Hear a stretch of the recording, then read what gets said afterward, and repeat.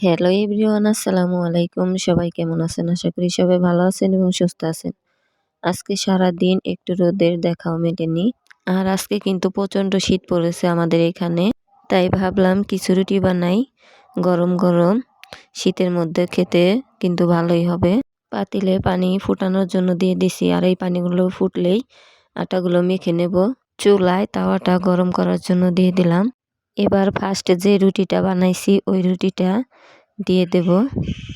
তো এই রুটিটা একটু মোটাই হয়েছে। শুধু গ্যাসে বানালে যে রুটি ফুলকো হয় তা না, আমরা কিন্তু চুলায়ও অনেক ফুলকো রুটি বানিয়ে থাকি। তা আপনি হয়তো দেখলেই বুঝতে পারবেন। তো আমার প্রায় রুটি এভাবে ফুলকো হয়। গ্যাসের চুলায় রান্না করার চাইতে আমার কিন্তু মাটির চুলার রান্নাটাই বেশি মজা লাগে এবং এটা মনে হয় একটু স্বাদ বেশিই হয়। আর আমি গ্যাসের চুলার রান্নাটা তেমন খাইতে পারি না।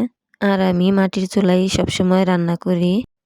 প্রচণ্ড শীতে কিন্তু শুকনা খাবার একটু আমরা বেশি পছন্দ করে থাকি।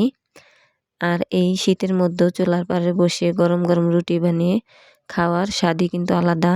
আমাদের বাড়ির সকলেরই এই রুটিটা কিন্তু বেশ পছন্দের।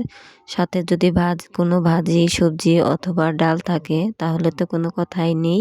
একটা সময় কিন্তু আমি এই রুটিগুলা বানাইতে পারতাম না। তো অনেক চেষ্টা করার পর আলহামদুলিল্লাহ এখন একটু ভালোই বানাতে পারি। তো আমার এই রুটিগুলা কিন্তু অনেক নরম তুলতুলে এবং ফুলকো হয়। আর এখন তো রুটি বানানোটা অনেক সহজ, রুটি মেকার বের হয়েছে, ওইগুলার মধ্যে দিয়ে রুটি বানানো যায়।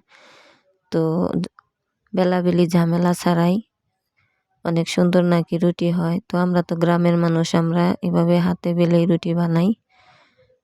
তো আমার এই গ্রামীণ রান্নাবান্না, গ্রামীণ রান্নার ঘর, গ্রামীণ জীবনযাপন আপনাদের যদি ভালো লাগে অবশ্যই একটা লাইক, একটা কমেন্ট আর একটা শেয়ার করবেন। আর এরকম নতুন নতুন ভিডিও পেতে অবশ্যই আমার চ্যানেলটি সাবস্ক্রাইব করবেন। আমার রুটিগুলা কিন্তু ঘর পর্যন্ত যাওয়ার আগে প্রায় অর্ধেক শেষ।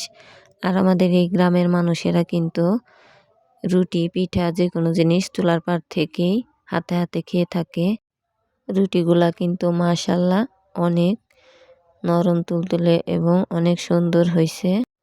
আর আমার মেয়েটা কিন্তু এরকম রুটি খাবে না, তাকে একটি পরোটা ভেজে দিতে হবে।